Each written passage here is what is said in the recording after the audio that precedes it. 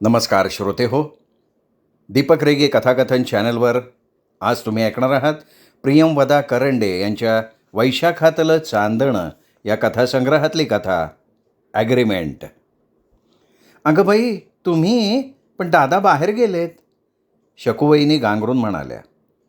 अहो नका काळजी करू, मी फोन केला होता पण कोणी घेतलाच नाही, मग म्हटलं तसंच जावं. बोलता बोलता आसावरीनं आपली पर्स टेबलावर ठेवली. बसा ना, असं म्हणत शकूवहिनींनी खुर्ची पुढे केली. 2 खणाच्या जागेत सगळी सोंग आणून संसार भिडणाऱ्या संकटांवर मात करत आनंदाने निभवावा लागतो याची जाणीव शकूवहिनींना पुरेपूर होती. विधभर स्वयंपाकघर, त्याला लगत बाथरूम आणि ही 1.5 वितीची बैठकीची खोली. टेबल म्हणजे भिंतीतल्या अलमारीचं लाकडी झाकण, त्याला कडेला 2 लाकडी पाय करून घेतलेले. रात्री हे झाकण काढून अलमारीतल्या फायली, पुस्तकं वगैरे ऐवज नीट जपायचा. खाली फरशीवर झोपायला गाद्या टाकायच्या. दिवसा ही फळी अभ्यासाला टेबल, चहा घ्यायला सेंटर पीस अशा बहुविध कामासाठी उपयोगी पडायची. शकूवहिनींनी पुढे केलेल्या खुर्चीवर बसत आसावरी घाम पुसत म्हणाली, कुठे गेलेत दादा? इथेच परळला. तिला सरबताचा ग्लास देत शकूवहिनी तिथल्या दिवाणावर बसत म्हणाल्या. आसावरीने पटकन सरबत पिऊन टाकलं. थँक्स वहिनी, बरं वाटलं. अहो संध्याकाळचे 6:30 वाजून गेले तरी उकाडा काही मेला कमी होत नाही, शकूवहिनी वैतागून म्हणाल्या. वैताग आपला नवरा अजून आला नव्हता याचा जास्त. तिरीमिरीने उठून त्यांनी योगायोग प्रकाशांचा नंबर फिरवला. दादा आलेत ना? हो आलेत की, करमरकर काकू म्हणाल्या. हो ना, त्यांना म्हणावं आता या घरी, चांदोरकर बाई आलेत कामासाठी, लगेच पाठवून द्या त्यांना, कळलं का? असं ठणकावून सांगत शकूवहिनींनी फोन ठेवला. अहो वहिनी, मी न सांगता आली हो, दादांना कशाला बोल लावताय? पण मी म्हणते कामं झाली की घरी यावं कनी सरळ माणसानी. पण हे गेले की घरदाराला विसरले, कसला म्हणून आगापिछा नसल्यासारखं. वहिनी मी नंतर येऊ का? अहो तुमचा राहुल इथेच बसलाय ना अभ्यासाला, बसू दे त्याला. तो कानाला ते काय ते लावूनच बसतो, आपलं बोलणं ऐकू येऊ नये म्हणून. शिवाय इथेच बसून मी सिरियल्स बघते माझ्या. आता बघा, त्या करमरकरणीनं लगेच धाडून द्यायला हवं ना दादांना, पण नाही. आणि दादा काय बसणार बोलत करमरकर भाऊंशी, पण बायकोला कळायला नको. शकूवहिनी वड्याचं तेल वांग्यावर काढत होत्या. अगं बाई, आज गुरुवार, हार करायचा राहिला हो, असं म्हणत शकूवहिनींनी आज जाऊन फ्रीजमधनं फुलांची पिशवी काढून आणली. कपाटातून सुई दोरा वगैरे साहित्य काढून त्या हार गुंफू लागल्या. आता दुकानाचं कळलं ना आमच्या? काय ते?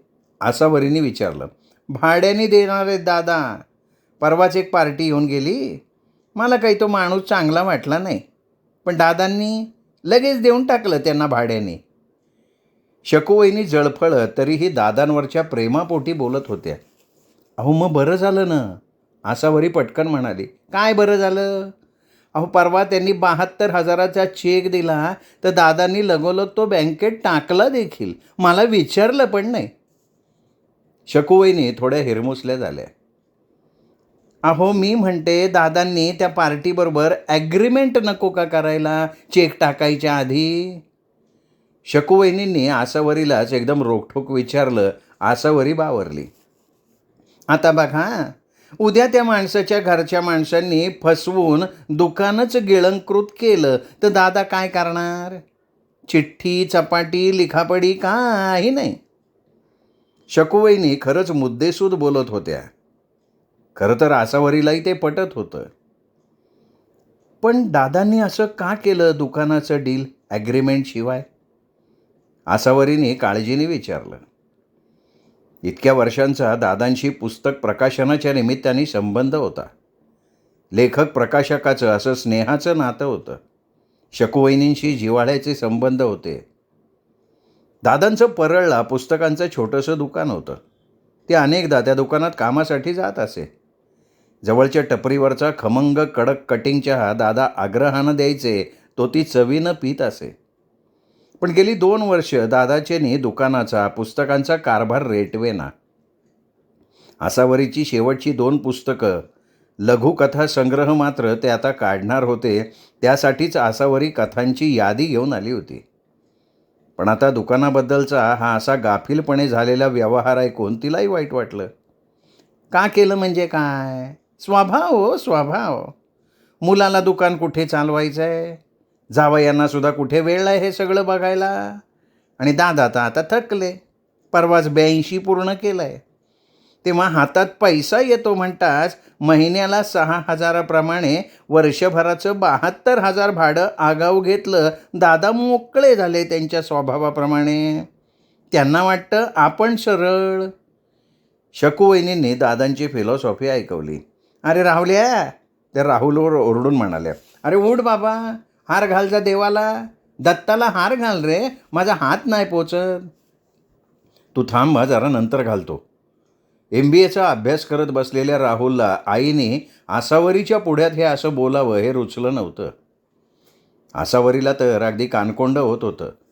मी निघते वहिनी, ती चाचरत म्हणाली. बसा हो, येतील हे काय आलेच की दादा. त्या दादांकडे बघत म्हणाल्या. मग पुन्हा राहुलवर खेकसून ओरडल्या, नंतर कशाला, आत्ताच घाल, उठ आधी, कॉफी करते सगळ्यांना. आणि त्या स्वयंपाकघरात निघून गेल्या.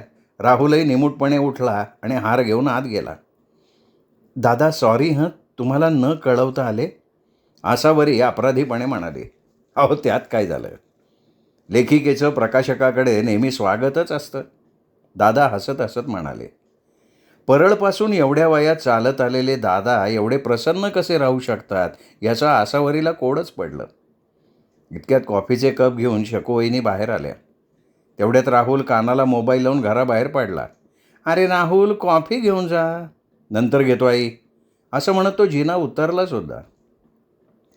कॉफी घेत दादा आसावरीला नव्या पुस्तकांच्या सुरस गोष्टी सांगत होते. प्रकाशकांच्या जगातल्या काही गमती जमती ऐकवत होते. मग ते म्हणाले, अहो पिऊन टाका कॉफी, गार झाली ती. तुम्ही सारखी वटवट वटवट वटवट करताय, त्यांना उसंत कशी मिळणार. शकूवहिनी दादा शेजारीन बसून कॉफी घेत म्हणाले. अहो नाही हो वहिनी, उलट खूप छान वाटलं मला सगळं ऐकायला. आसावरी उत्तरली. आता एक घटना सांगतो बरं का. दादा बोलायला लागले. आधी मी नेहमीप्रमाणे चहा घ्यायला जवळच्या चहाच्या दुकानात गेलो बरं का. म्हटलं आता एक फुल चहा दे. पोऱ्याने मस्त गरमागरम कडक चहाचा ग्लास पुढ्यात ठेवला. मी चहाचा एक घोट घेतला. इतक्यात एक तरुण बाई तिथे रडत रडत येते. केस विस्कटलेले, जुनेरं ल्यालेली, चेहरा काळवंडलेला. अशा भकास अवतारात ती तरुणी दुकानाच्या एका बाकावर येऊन बसते. अण्णा म्हणजे दुकानाचा मालक चिंताग्रस्त मुद्रेनं माझ्याकडं बघतो. तोच एक म्हातारा माणूस पण तिथे त्याच दुकानापाशी थरथरत्या पायांनी आणि घाबरलेल्या अवस्थेत येऊन तिथेच रस्त्यावर फतकल मारून बसतो. दादा बोलता बोलता पाण्याचा घोट घ्यायला थोडं थांबतात.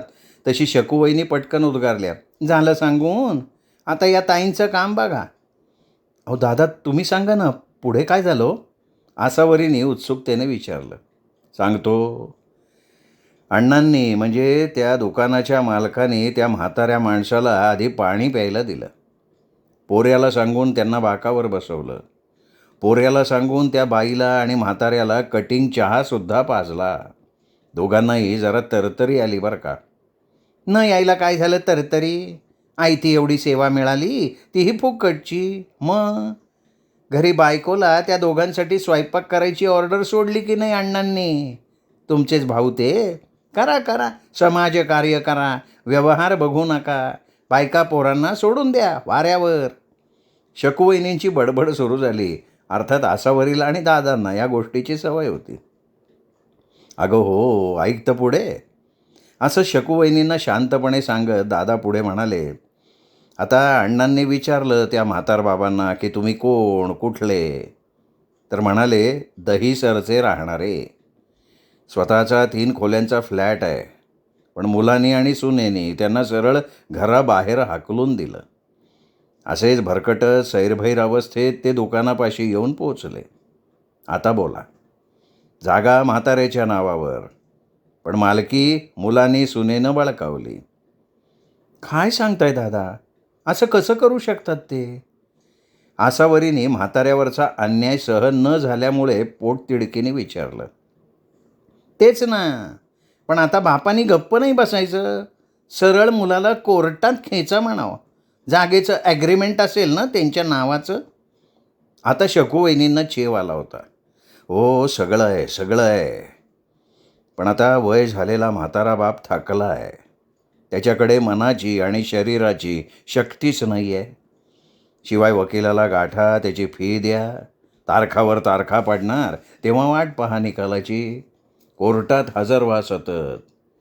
हे एवढं सगळं निभावण्याची कुवत म्हणा, हिंमत म्हणा त्या म्हाताऱ्याकडे नाही आहे ना.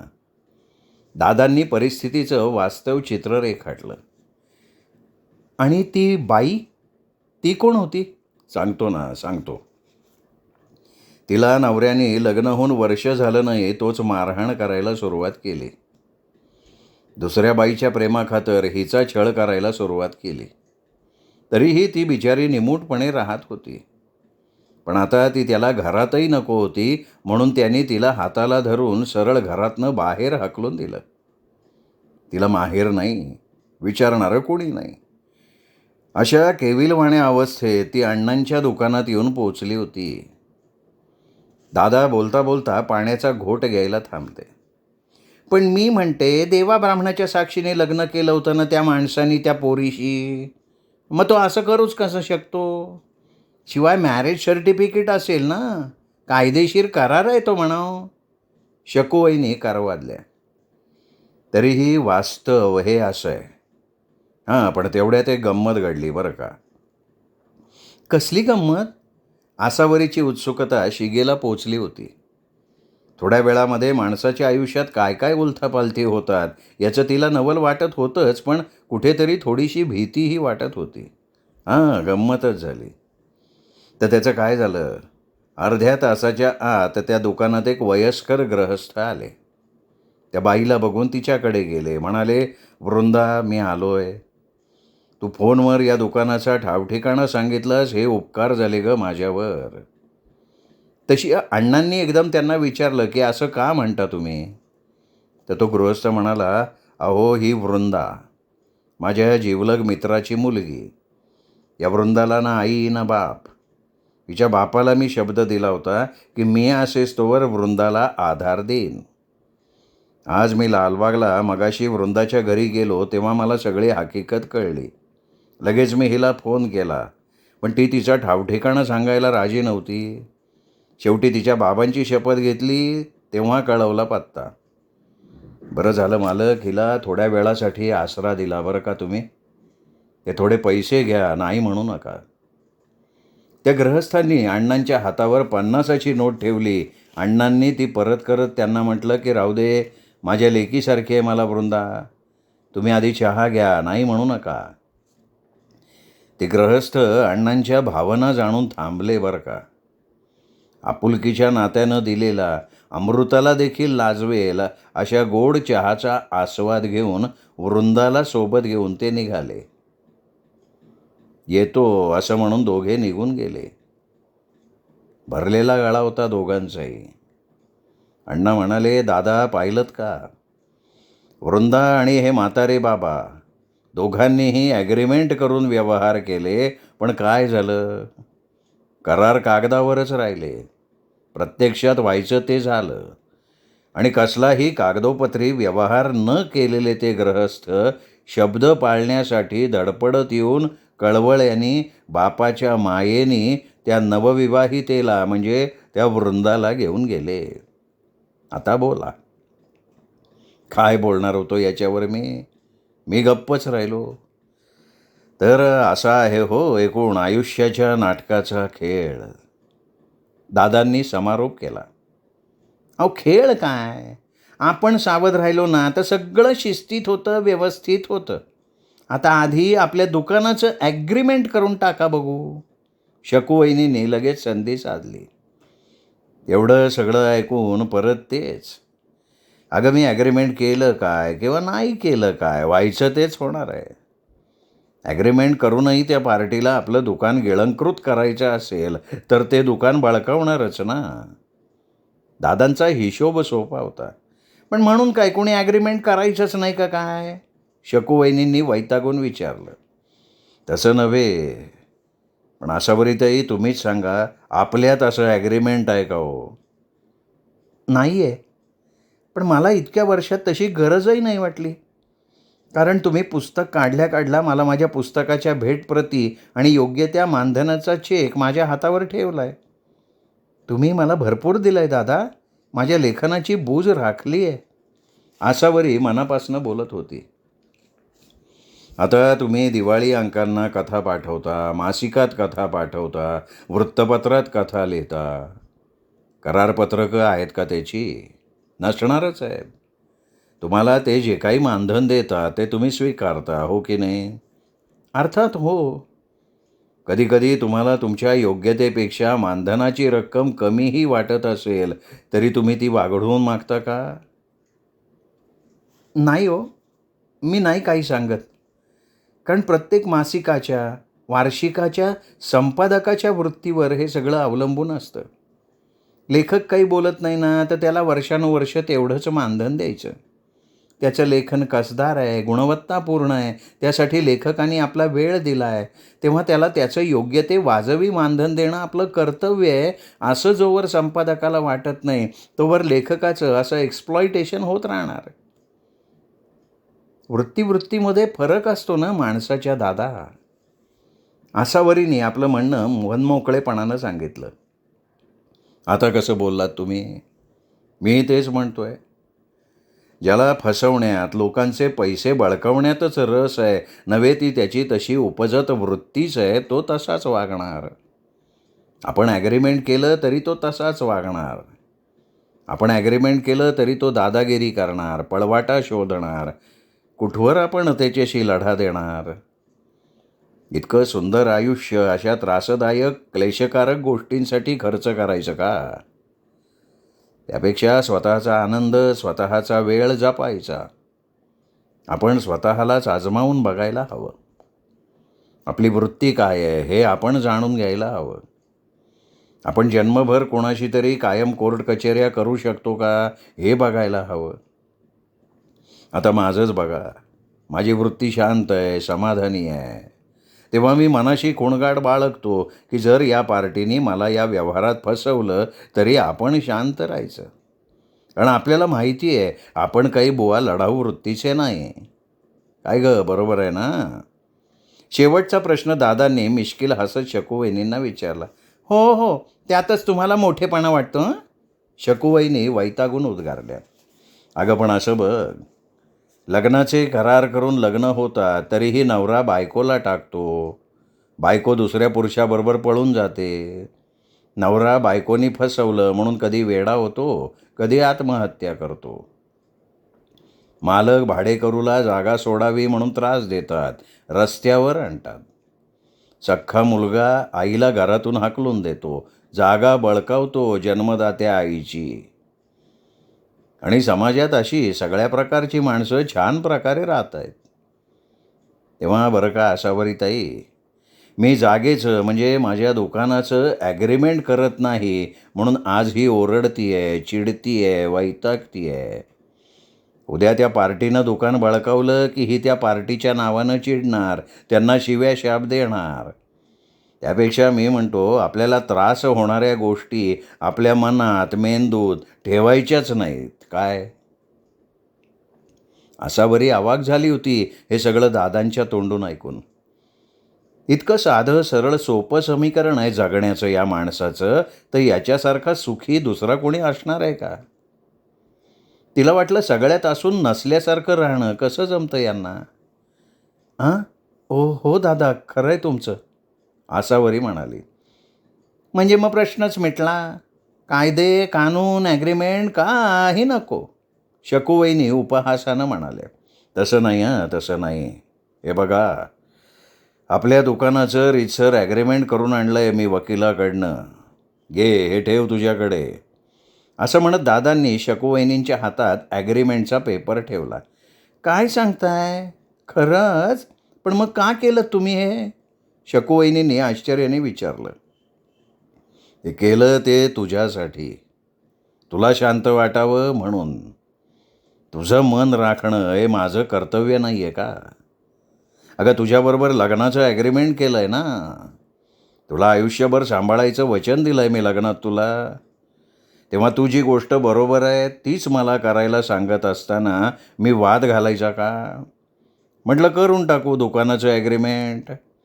दादा सहजपणे बोलत होते. आता शकूवहिनीच्या डोळ्यात पाणी तराळत होतं. आणि ते मॅरेज सर्टिफिकेट जपून ठेव बरं का. हां, तरीसुद्धा विश्वास ठेव, मी लग्नाचं ॲग्रीमेंट नाही मोडणार बरं का. दादा शकूवहिनींच्या पाठीवर थोपटत मऊ स्वरात म्हणाले आणि हसत हसत त्यांनी त्यांची डायरी उघडली. घ्या ही तुमच्या कथांची यादी. हीच हवी होती ना. बघा तुमच्या यादीशी जुळतीये ना. असं म्हणत त्यांनी आसावरीच्या हातात डायरी दिली. यादी पडताळून पाहून झाल्यावर त्यांना डायरी देत आसावरी म्हणाली, ऑल इज वेल दादा. आता कसं बोललात तुम्ही? अहो खरं तर ऑल इज वेलच असतं. माणसाला दुर्बुद्धी सुचते आणि सगळं बिघडतं. खरं ॲग्रीमेंट कुठचं सांगू का आसावरीताई? आपल्या मनानं आपल्याशी आपल्या आत्म्याशी केलेलं खरं ॲग्रीमेंट. चांगल्या संस्काराचं लेणं ल्यालेल्या मनातल्या विश्वासानं केलेलं खरं करारपत्र, खरं ॲग्रीमेंट. दादा जणू स्वतःशी बोलल्यासारखे बोलत होते. आता आसावरी घरी जाण्यासाठी दाराकडे वळली होती. श्रोते हो, तुम्ही ऐकत होतात प्रियंवदा करंडे लिखित कथा ॲग्रीमेंट. कथा कशी वाटली कमेंट करून जरूर कळवा. कथेचा व्हिडिओ लाईक करा, हाईप करा. कथाप्रेमी मित्रपरिवारात नातेवाईकात हे ॲग्रीमेंट शेअर करा. भेटत राहा दीपक रेगे कथाकथन चॅनलवर. आणि हो, चॅनल सबस्क्राईब करायचं राहून गेलं असेल तर आत्ता वरती जो माझा फोटो दिसतोय या फोटोला क्लिक करा आणि चॅनल सबस्क्राईब करा. एवढीच विनंती करतो. थांबतो. नमस्कार.